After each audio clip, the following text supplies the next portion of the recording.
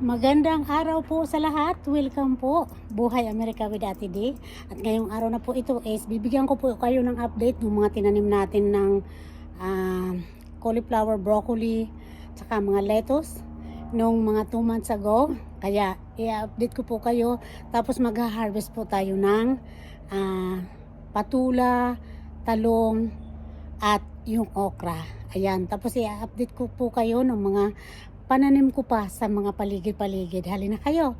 At bago po ang lahat, huwag pong kalimutan, Buhay Amerika with Ate D. Ayan po ang ating munting channel. Mag-subscribe po, mag-comment, at i-share nyo po ang aking video sa inyong mga kakilala. Ayan, maraming salamat po. Halina, mag-harvest na po tayo. Dali, samahan nyo na po ako. Sama-sama po tayo. So, ito na po yung update ng ating pitsay. Ayan. Yung iba po, malalaki na siya. Pero, kasagaran po ay hindi pa talaga malaki. Yung dito po banda, medyo malaki-laki na. Ayan. Ayan pong update dito. At yung update naman po ng mga patulan natin dito ay malapit na po silang mamatay. Kasi, malamig na po. At dito naman ay ating mga saluyot na may mga bunga na, pero okay na yan sila kahit mamatay sila dahil tapos na po ang season nila. Magkakaroon po tayo ng maraming binhi sa susunod na season. Tapos dito po, ayan, tingnan nyo po ang aking alugbati at saka green onion po or sibuyas dahon. Ayan. Ayan pa po, oh. Ayan po yung update dito. At dito naman ang ating asparagus. Ayan, para na po siyang magubat. Ayan, oh. Wala po siyang bagong shoot. Mayroon din, pero hindi po kalakihan. Ayan. Yan po yung bagong shoot niya. Ito, hindi po kalakihan. Pero at least mayroon po. At dito po, dito mayroon pang patulang natira. Ayan. Pero ito po, hindi ko po alam kung makasurvive ito kasi next week po ay talagang malamig na. Meaning po, darating na ang winter. Taglamig na po dito. At dito, ayan po ang ating ha-harvest mamaya. Ang ating talong. Ayan. Ito po. Ayan, ang ganda po.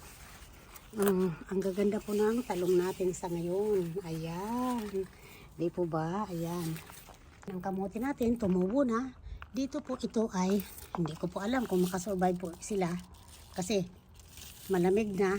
At, ito po yung namamatay sa sa lamig. Ayan. Hindi natin alam. Pero, malay natin. Tsaka, iyan. Ito din po ang saluyot dito na wala na pong kunti na lang ang mga dahon kasi kaanuhan po ay bunga na niya. Ayan.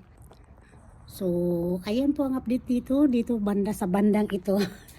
Lalabas po tayo kasi nandoon pa po yung ating, ipapakita ko po sa inyo ang bulaklak natin.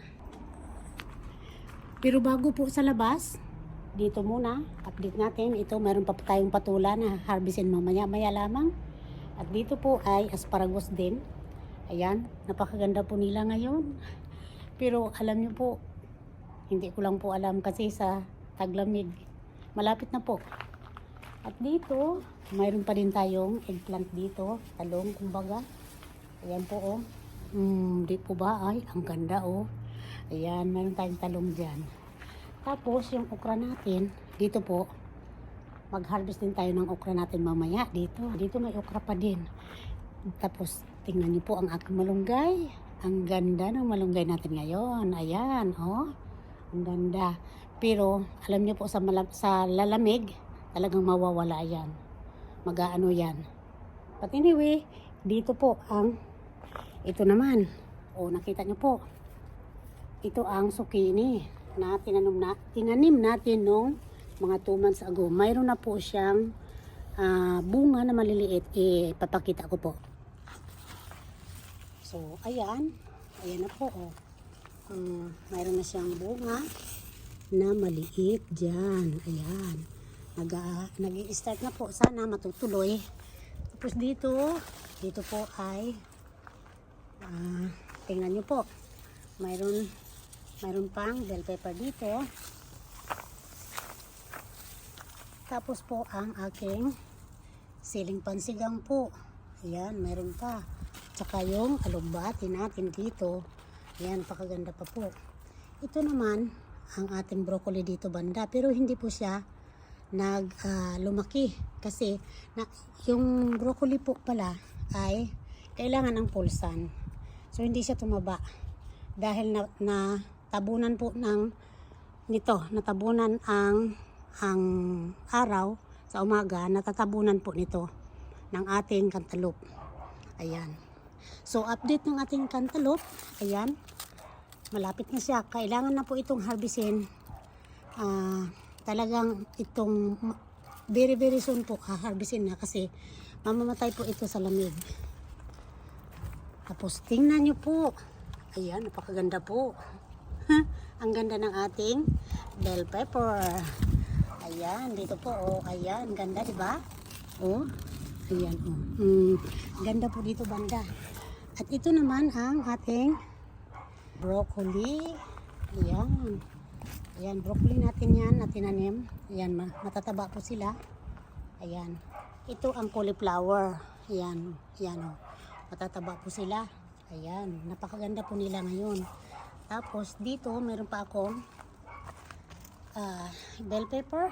Ayan, dito. Ayan, ganda oh. Ang ganda po nila. Tapos ito po ang lemon. Ayan, may mga bunga po sila. Ayan ang lemon natin, may bunga. So siguro ma-harvest din natin yan. Ayan ang bunga ng ating lemon. Ayan, ganda. Oh, di ba? So, ayan po ang update dito banda.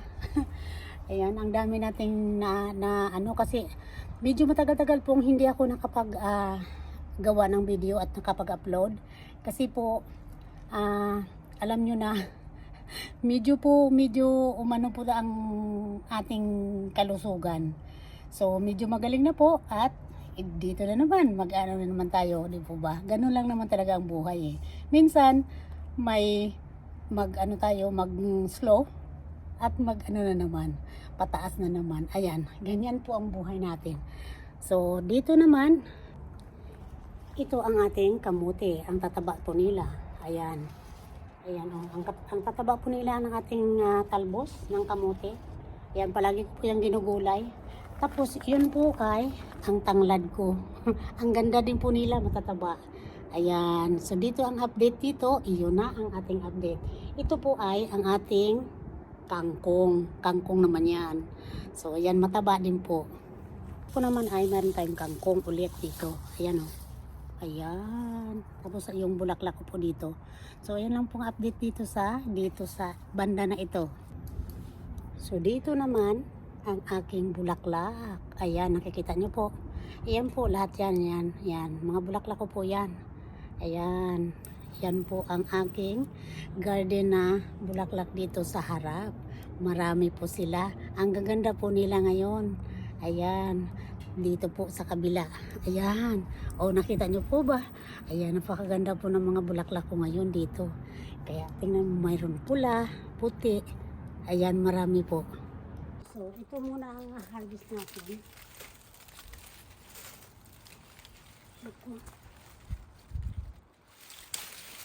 Ayan po. Nahirapan pa po ako. Kasi mataas. Ayan. Ito po isa.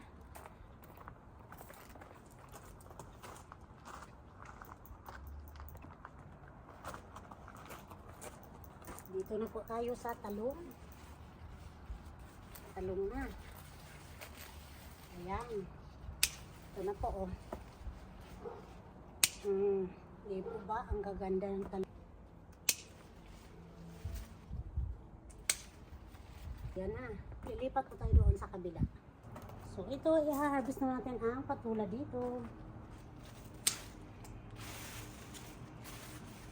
So, ito lang po muna kasi itong dalawa maliit pa. So, mga ilang araw pa po yan bago ma-harvest. Ayan. Ay, So, dito na tayo sa isang talong. Ito, mayroon na tayo. Ayan. Tingnan nyo guys, oh. Ang ganda.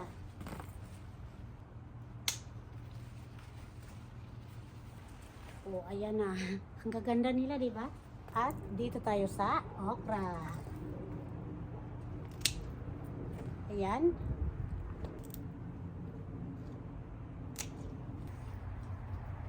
So, i-harvest din natin ang ating sili.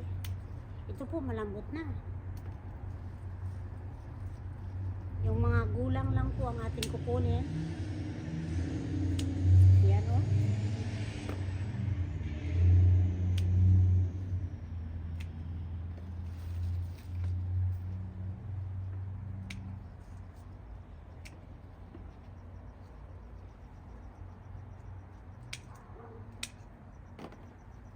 Ang dami po nila. Ayan, oh. Uubusin lang po natin ang gulang na.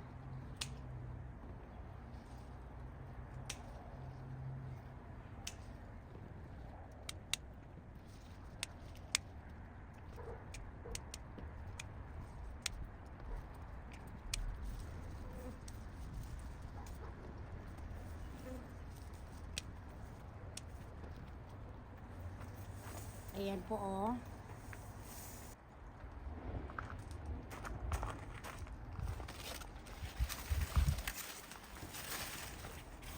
Dito po, i-harvest natin ang ating bell pepper. Ito po, oh. Tingnan nyo po, napakalaki. Isa lang po muna ang kukunin natin. Para po umano-ano pa yung iba. Ayan po, napakaganda. So, dito naman ay i-harvest natin ang ating lemon.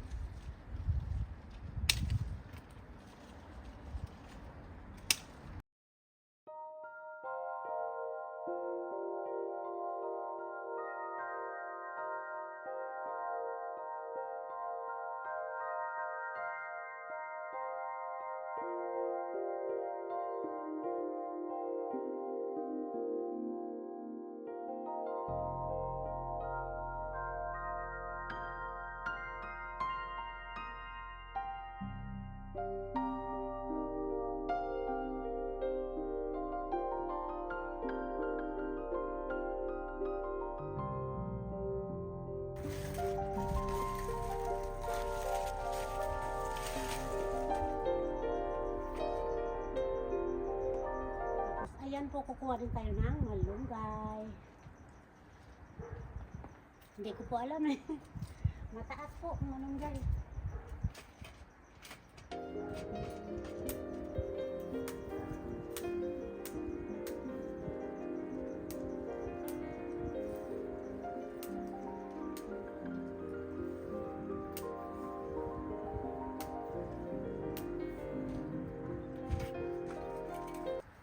Ayan, ang malunggay natin. Naka-harvest tayo ng malunggay. Panggulay lang po. At ito na po ang ating harvest sa araw na ito. Ayan. Nakita niyo po, patula, lemon, talong, okra.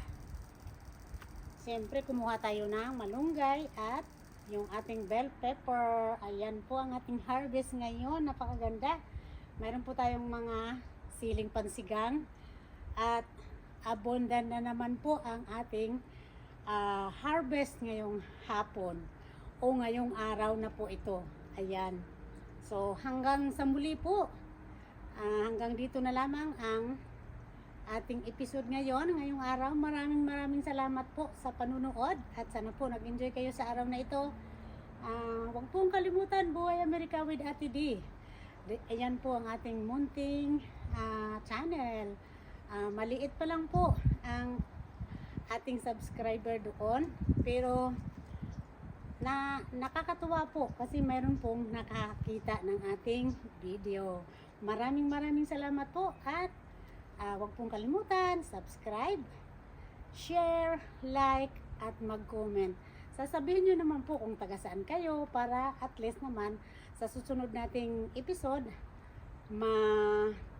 may shout out ko po kayo. Ayan, maraming salamat. Ingat po tayong lahat. Bye-bye po. God bless. Buhay Amerika with Ate D. Bye!